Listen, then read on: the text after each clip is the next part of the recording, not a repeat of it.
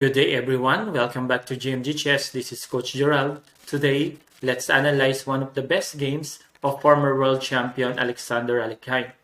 It is against Efim Bogolyubov in Hastings 1922. We know that Alekhine is a well-known chess tactician and an opening expert. And this game is the most viewed of Alexander Alekhine games in our GMG Chess page. Let's go now to the game. Bogolyubov played d4. Alekhine played f5. This is Dutch defense. c4, knight f6, g3, e6, bishop g2, bishop b4 check, bishop d2, bishop takes d2 check, knight takes d2. If white played the natural queen takes d2, moving the white knight to better c3 square, black reply is castle. Then knight c3, d6, knight f3, knight c6, rook d1, knight e7, castle, knight g6. And this game was played between Yue and Alekhine at Amsterdam 1927. And white is slightly better. Now let's go to knight takes d2. Knight c6, knight gf3, castle, castle, d6, planning to move e5. Queen b3, king h8, putting the king to the safer square. And the possibility along the a2 to g8 diagonal.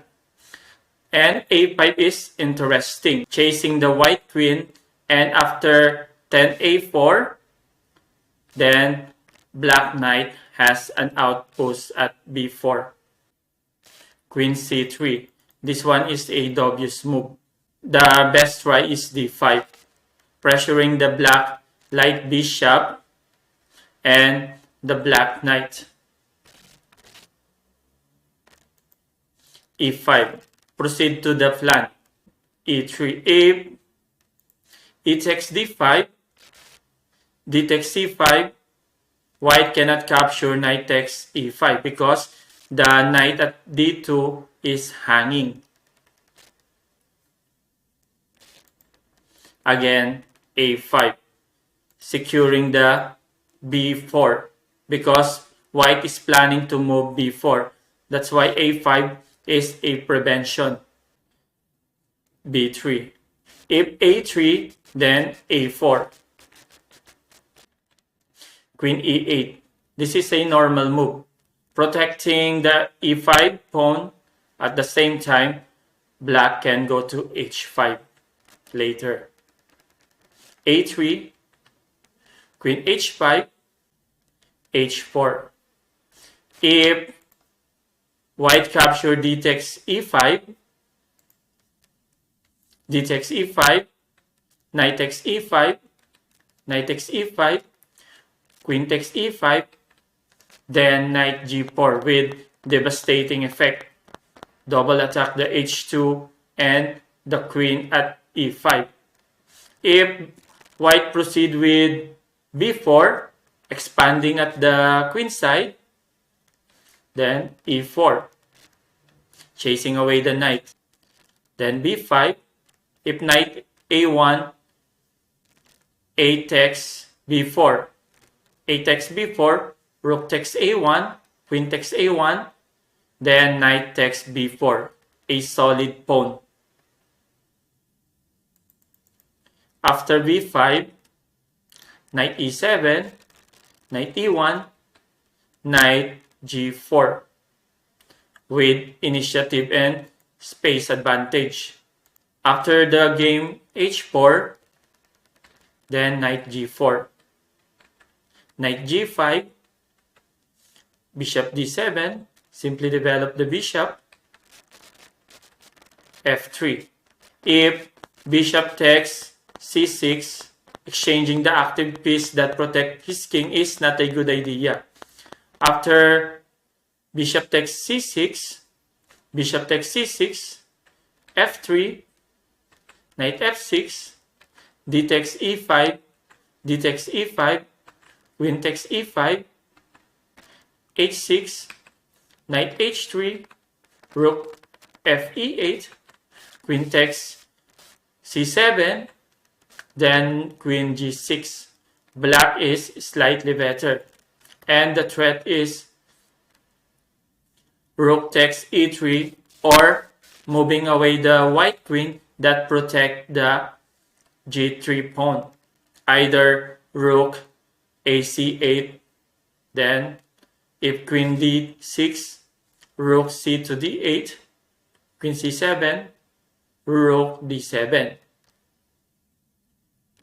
And this position gives black a good compensation for the two pawns. After f3, knight f6, f4. Otherwise, black will play f4, e4. Then if black capture either of the pawn, then there is a battle along the e file. But e4 is more okay for black because of the king side initiative. This close position gives black a initiative at the king side. Rook fd1, h6, knight h3, d5, good move, preventing white to move to d5. Knight f1, knight e7, good move. Black fight for the d5 square. And the threat is a4, then if b4, d takes c4, queen takes c4, then knight e2 d5. And that knight is a strong knight and gives black a strong outpost at d5 square. a4, then the b4 now is the outpost for the black knight. Knight c6, moving to the excellent b4 square. Rook d2, knight v4, bishop h1, queen e8, taking initiative on the two sides of the board, king side and queen side. Rook g2, planning to break by g4, but that is too long. D takes c4, b takes c4. If queen takes c4, then the d5 square, that's very useful for black. Bishop takes a4,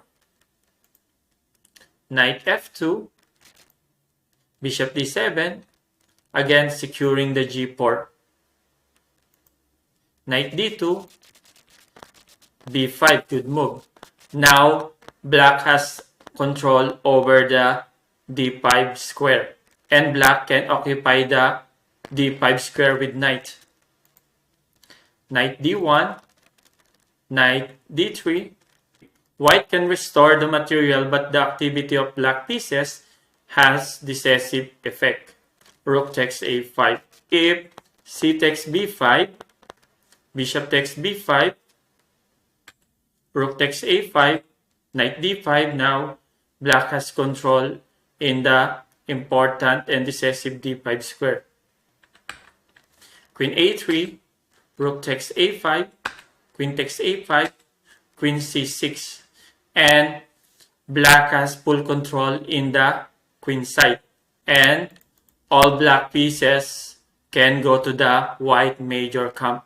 And the white queen is in trouble. After rook takes a5, b4, good move. Rook takes a8. If queen a1, controlling the a file, rook takes a5, queen takes a5. Again, black control the a file.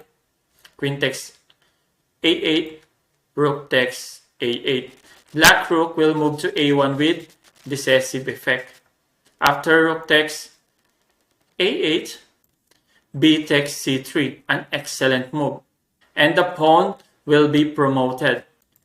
Rook takes e8, c2, rook takes f8, king h7. Materials are balanced, but after the pawn become queen, it easily pick up the white pieces one by one. Knight f2, c1, queen check, knight f1, knight e1, good move. The threat is knight f3, checkmate. Rook h2, queen takes c4. The black bishop now is ready to join the attack. Bishop b5. Rook b8, bishop b5, rook takes b5. Otherwise, if knight d2, then queen to e2. And black can capture the e3 pawn. Queen takes b5, g4. That is the last chance to activate white pieces. Knight f3 check. Bishop takes f3. E takes f3. G takes f5. Queen e2, good move. And that is sugswang. d5. If knight h3, then knight g4. Excellent move. And white pieces are paralyzed. If rook takes e2, f takes e2, and the pawn become promoted. If knight move, then queen takes h2. If knight f2, knight takes h2. After d5, king g8. h5, then king h7 timing. And white don't have any good move. e4, knight takes e4, knight takes e4, queen takes e4, and black easily won the game. d6, c takes d6, f6, g takes f6, rook d2, queen e2, good move. Again, the easiest way to win the endgame is a pure pawn endgame. That is the easiest, converting to the pawn endgame. Rook takes e2, f takes e2, king f2, e takes f1, queen check, king takes f1, king g7, king f2, king f7, king e3, king e6, king e4, d5 check, and Alekhine converted into the close pawn endgame. And this position is so easy to play for win. And Alekhine said, "This is one of the most beautiful games I have ever played." And that's all for today. I hope that you enjoy watching and learn something new today. Don't forget to like, subscribe, and share this video to your friends. Thank you and have a nice day.